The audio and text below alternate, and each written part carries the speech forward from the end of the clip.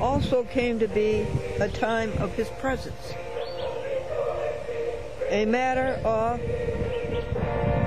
joy and elation to me.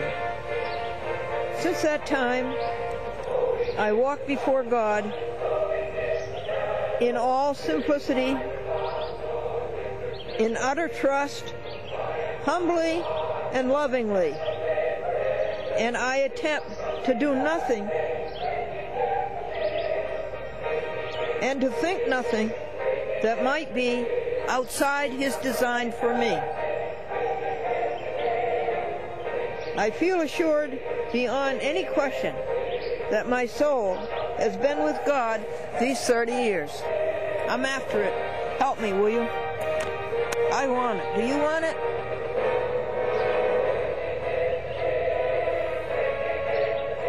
The simple practice of the presence of God. This mystic way should be the very spirit of the church, for it alone is sufficient to protect the human soul. I believe that. I believe that.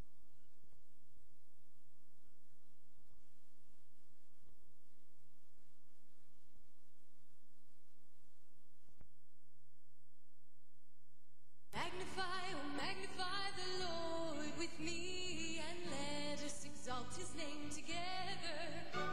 Oh, magnify the Lord, oh, magnify the Lord, and may his name be lifted high forever. Oh, worship him, oh, worship Christ the Lord with me, and let us exalt his name together. Oh, worship Christ the Lord, oh, worship Christ the Lord, and may his name be lifted high forever. King of kings and Lord of lords, King of kings and Lord of lords, may his name be lifted high forever. Oh, magnify the Lord with me, and let us exalt his name together. Oh, magnify the Lord, oh, magnify the Lord, and may his name be lifted high forever. King of kings and Lord of lords, may his name be lifted high forever.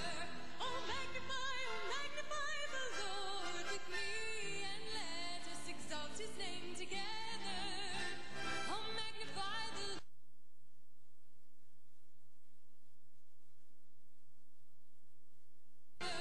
And may his name be lifted high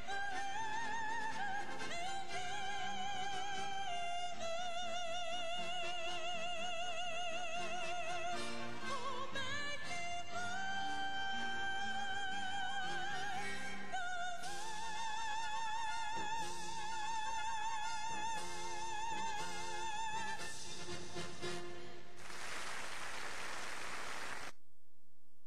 Bob Kelly is a very amiable person, easy to speak to, and concerned and interested in another's speech, amicable, friendly.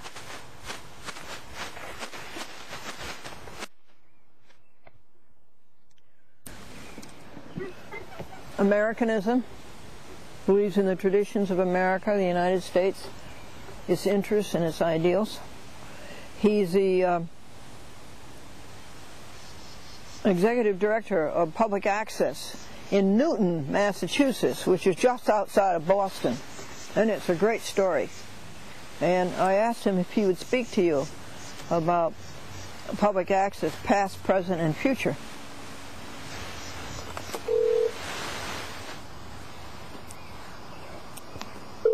Good morning, New TV. How may I help you? Oh, good morning, Lila. It's Glendora. Oh, yes, he's here waiting for your call. Just a moment, sweetheart. Thank you. Thank you for all your help. Not at all.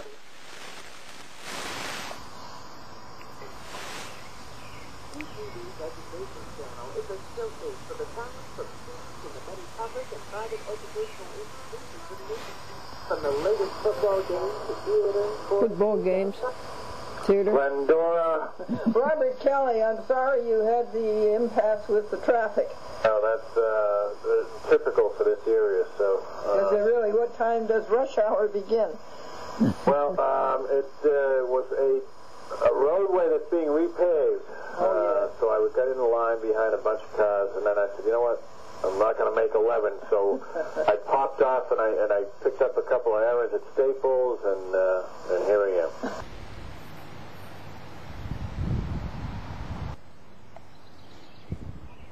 That you began in 1990? I did. March 5th, 1990, I came into the industry. Tell me about it. Well, Waltham Community Access Corporation was seeking a new executive director. And I was in a separate industry and really didn't have the background for television, but I was a manager. And I did have an audio background because I had been involved in the music business, music industry for a number of years earlier. And so when I found out that Waltham Community Access, which was in my hometown, was seeking an executive director, I filled out a resume and, put it together and dropped it off to the location that I was supposed to drop it off to. And the board of directors reviewed, there was some, I want to say 46 applicants. And Really? At the time, yeah. Did you say 46? 46 applicants, yeah. Well, it's funny, there was 72 for the job I'm in now, so. Wow. Well, I'm proud of you, Bob. Well, yeah, I must, when you're as good looking as me, it comes to you naturally. Yeah, right. So the whittled it down to 5, down to 3, down to 1. Wow. The job, and I accepted it, and I went to work March 5th, 1990. You're pretty special. Well, That makes me all the more thrilled with your acceptance of my offer to be interviewed. Sure, yeah. So that was it. I started March 5th, 1990, and I've been in the game ever since. And what was it like in those days, public access, 1990? Well, do you remember Wayne's World on Saturday Night Live? No, tell me about it. No, I don't remember it. Well, it was Garth and Wayne. They did a public access show on Saturday Night Live. It was kind of making a mockery of public access. Oh, really? They were unkind to us? A couple of musician wannabes and, some people wanted public access television back in the earlier days because we couldn't afford the state-of-the-art equipment that existed in the network affiliates. So if you wanted to... We're not supposed to. Well, and that's fine. It was... we were dealing with 3/4-inch pneumatic tapes back then, And they were very good. and then VHS, and then Super VHS came in play. That's right, and the Sony format. Right. You had to carry all that around. You had a camera on your shoulder. You had a deck on your other shoulder, hanging off your other shoulder with wires connecting to it. So. Yeah. So, Well, they're not around, Bob, and we are. That's right. We made it happen. Yes, we have. So those days were a little difficult with equipment because we couldn't afford to buy the state-of-the-art equipment. So we for the product suffered. And so that's why I think people said, so much public access, you can't even see it, it's grainy, the audio's no good. But lo and behold, what happened was that the industry, the production industry, the video production industry, the equipment manufacturers started come down with their prices. They started offering better products at lower prices, and next thing you know, we're purchasing, the state-of-the-art equipment that we couldn't afford before, and now we have these wonderful facilities for people to come in and use the equipment and exercise their First Amendment rights. And the product has gotten better. The audio's better, the video's better.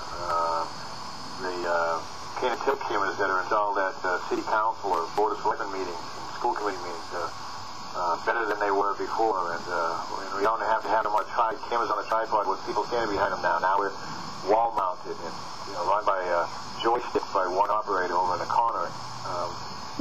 The microphone system is tied into the camera system, and everybody's happy now. And Well, congratulations, you won that battle.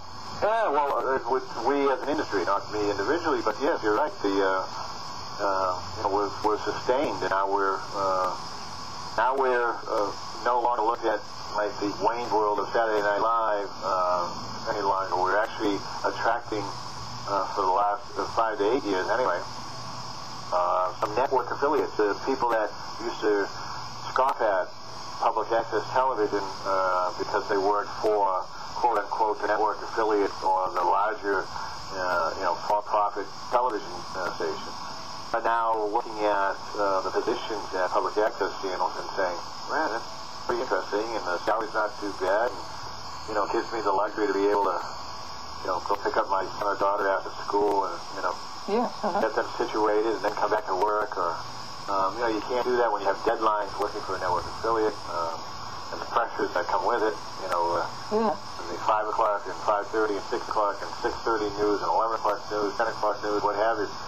All those pressures that come with it, live television, the salaries aren't all that great. So people looking at public access as the other option in living better lives and their quality of life is improved. So, Sure, it's not worth it. Yeah, but now you're getting better people in the industry, better people coming out of Syracuse and Boston University and all these different communication tools that have the creativity and nice. And the energy to improve the product that public access television offers. So And the new blood. Yeah, new blood. So with it, we have to deconstruct and reconstruct our industry. We have to look at the future and say, okay, how do we strive for the next 25 years? And, what were other than the improvement in equipment and personnel, what were the big things in the 1990s decade up to 1990 to 2000? What were the big things? I think format change and the desire to see more. I think that term transparency in government came about. Oh, yeah. And people wanted to see more of their local officials meetings, not just the city council or Board of Selectmen and school committee. They wanted the Conservation Commission meetings. They wanted the Park and Recreation Board meetings. The Liquor Commission, the Zoning Board of Appeals, the Council on Aging, you name it, people wanted to see it, and because they wanted, to make sure that these folks were held accountable. Did they keep you from aging, Bob? No.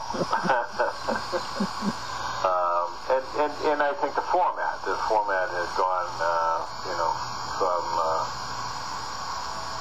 the old Beta and 3/4 inch and Super VHS and VHS, to mini DVE and DVC Pro. Those are the big things in the 2000 to 2009? From the mid to late 90s to 2000, 2001, I think is pretty much the format and the willingness for the viewers and, the consumers, the cable consumer, to want to watch their local access channels more. And, it was politics, sports, and more politics when you do the survey. So providing them with all those different meetings was, definitely, warranted and justified. And then, you try to cover as many sports, local sports games as you can, too, because everybody likes to see their children or grandchildren, playing soccer, hockey, lacrosse, what have you. And so for the most part, communities like the live meetings, the taped meetings, and the sports. And then, did you get a lot of feedback of people who had seen it on the TV? Was there? Yeah, for the most part, you don't get the attaboys. People will call you. You'll hear from people when there's a complaint. For the most part. Did people tell you that they had watched the programs a lot? Well, we've done surveys over the years, and the last one I did in the early, I would say probably 2002, 2003, was that 70% of the community was watching us on a regular basis, and that was about 3 to 5 hours a week. Well, that's a big number. Well, I mean, if you think about CBS or ABC or NBC or Fox, you know, if they could, you know, do a survey themselves, and they said, hey, you know, the average person that, you know, viewer that we have is watching us, you know, 3 to 5 hours a week. I don't know if they'd be upset or really happy, but, you know, we felt that 3 to 5 hours from 70% of the community per week was a pretty good number. Well, geez, excellent. Now, Robert, I will tell you, I've been doing it 37 years, and people watch public access. They certainly do. And when the telephone man came, we had a severe thunderstorm, and when the telephone man came to return my dial tone, I said, you know, Charlie, the last time you were here, I videotaped you. I said, did you see it? He said, yes.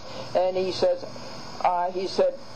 several people had told him that they had seen it. And this is only an, you know, ordinary little incident.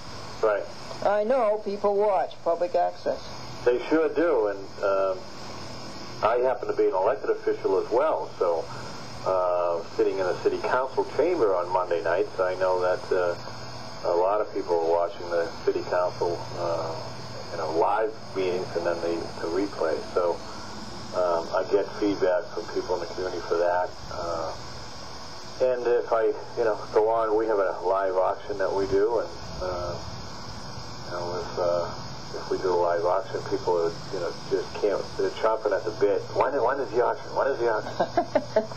And we try to put on, you know, local celebrities from the community to oh, gee, that's good. the items, and yeah, and when I say local celebrities, they're just, you know, regular people from around the community that people will recognize, you know, either their name or their face. So in New York, Bob, in 1987, a federal judge was murdered. The judge was out mowing his lawn in suburban Manhattan, and he was shot. I had interviewed that judge on public access just 7 days before, and I was the only one who had any footage or any picture of him at all. And everybody bought it. It was on 8mm. Yeah. Can you imagine that? It was on Canon 8mm, and boy, they played it. WNBC played it, WCBS played it, Channel 9 played it, PIX, Channel 11 bought it, Channel 7, WABC bought it. yeah. So you see, public access can come through. Oh yeah.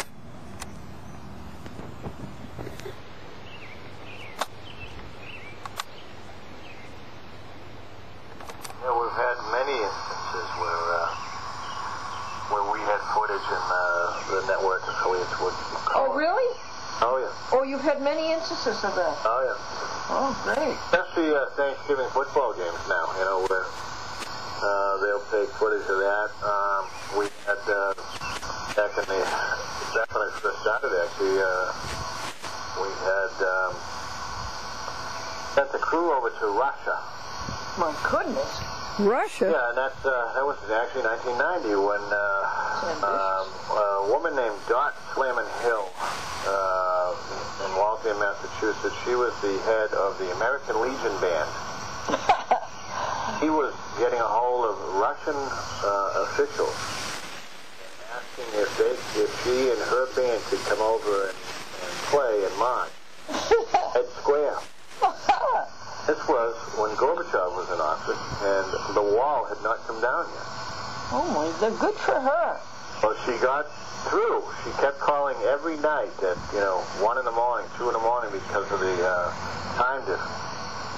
And the Russian person that would answer the phone, the Russian operator, would call her Dot. Just Dot. It's just Dot. So, because that's what she would say when she called. She said, it's just Dot. Tell them it's just Dot. So the Russian operator thought her name was just Dot. But anyway, so we sent the crew over with the American Legion Band back in 1990 and came back with footage which was used by various network affiliates in the Boston area. How about all over the world? Yeah. And then we also had a convention, a Democratic convention in Springfield, Massachusetts. I remember that. That was being held up by the Springfield police. They were picketing. and we had footage from, myself and a community producer, a host of a show, going out there because we were both delegates. Well, we had the camera in the car, so we started doing interviews, and our footage was used on the network affiliates because we captured a Republican operative that said that he had nothing to do with it, but yet our footage had him at the location. Oh, I love it. Isn't it great? Yeah, great. So there's numerous occasions where our footage has been used, and we're proud of that. I am too. I'm proud of you. Now, tell the folks about the Alliance for Community Media and your relationship with it.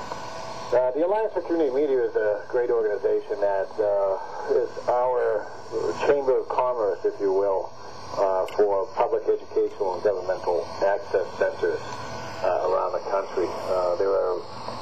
There's a national organization of the Alliance for Community Media. There's regional, the Northeast, the Midwest region. And then within the states themselves, there's state chapters. And in Massachusetts, ours is called Mass Access, all one word. And we represent about 141. My goodness. PEG access centers. And wait a second. There's 141 PEG access centers in Massachusetts alone? Oh, there's more than that. But there's 141 that are involved with mass access. Oh. Some are regional. They might cover, 3 towns. But for the most part, each community has their own. And that number is actually growing a little bit as Comcast no longer runs the local channels in a city or town. As their license is being renewed, they are turning that responsibility over to either the city or... I think he's so interesting. And they've done so much for public access. And they've done it on such a, even on a global level. This is Bob Kelly at Newton TV, Newton Public Access. And the city or town says, okay, and they put together a nonprofit public access organization. And that's what you are, right? Yes. We're, for the most part, the ones that exist in Massachusetts are 501c3 nonprofit corporations. Yeah. And we receive upwards of 5% of the gross revenues from a cable company. So in your bill, there's a line item down the bottom that might say access fee or license fee or franchise fee. Oh, wow. That is usually maxed out at 5% because of the Cable Act of 1984 and 1996. The maximum at the in 1993 was 5% for the local public access center. I remember when it was 3%, don't you? I do remember that some cities and towns actually, the ceiling is 5%, so some cities and towns never went to the maximum 5%. It's like the tax levy in the cities and towns. Mm-hmm. There are still some cities here in Massachusetts that have not gone to the maximum 2.5 levy. So the same thing with the 5%. We see, like Newton, which I run, Newton, Massachusetts, we're called New TV. Nice, yeah. We receive 4% of the gross revenues from a cable company. Oh. And the city of Newton gets 1%. And that must be used for cable-related use. Oh, it must be. Yes, they can't use that 1% to fill potholes. Yeah, but in some in fact, in most municipalities they can. What, use it for... Yeah, they can use it to pave the streets. They can do anything they want. They don't have to give it to public access. Well, in Massachusetts, that's not the case. Good. We do not have statewide franchising. Oh, okay. I'll send you some money. You're a 501c3. I'll send you some donation. Okay, well, if you can make it out to petty cash, I'll make sure I cash it. I'll make it out to Mass Access. Okay, great, thanks. And I'll send it to P.O. Box 3363. Yes. Is that Plymouth, Mass? It is. 02361. It is. I'll do it. Well, thank you. You bet. So that's how you're funding. Now, what do you think of YouTube, Bob? So many public access producers going on YouTube. I think there's advantages to it and there are disadvantages. Let me start with the disadvantages. When you invite somebody onto your show, or you do an interview with somebody, and you say you're from New TV or from Waltham Community Television, they believe that they are going to be seen on the local public access channel only in that community. And they may not have a problem with that, and there might be a talent release form that you have them sign. But now you're talking about the internet, which is worldwide. So now some people may have concerns with being seen by a worldwide audience, and YouTube certainly has them. So I think there are, unfortunately, liability issues because we live in a litigious society with putting a program on without telling people, by putting it on YouTube or whatever other medium you choose on the internet. So that might be one of the disadvantages. The other immediate disadvantage for us in our industry is that the cable companies are frowning upon the monies that they turn over for cable access centers, PEG access centers, to put together their facilities so that cable users can see the product, which is what they believe is the product, of the local community producers shows or the city council meetings and board of selectmen. The non-cable. No, they're paying us out of cable revenues. Yep. So that the product that we have or the programs we have are seen by their cable subscribers. Yep. Now you're putting it on the internet. And anybody can see without money from cable to do that. I think some of the cable companies have been voicing their strong concerns about that, and I would not put it past them to lobby down in Washington to have some type of change to that. Yeah. Oh, by the way, how are we doing this year in Washington? Public access. Well, we're fighting the fight all the time. We are, a different animal.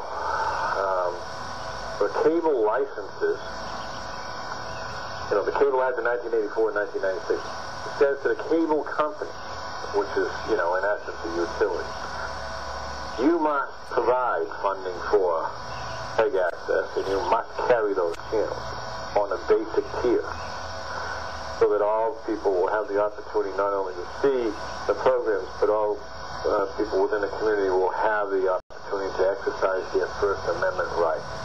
And this is that's from 1984 moving forward, was so that you didn't have to stand on top of a milk crate in the middle of your common and scream, your opinions out and wait for everybody to, gather around and listen to you. People don't do that anymore. They'll commit you.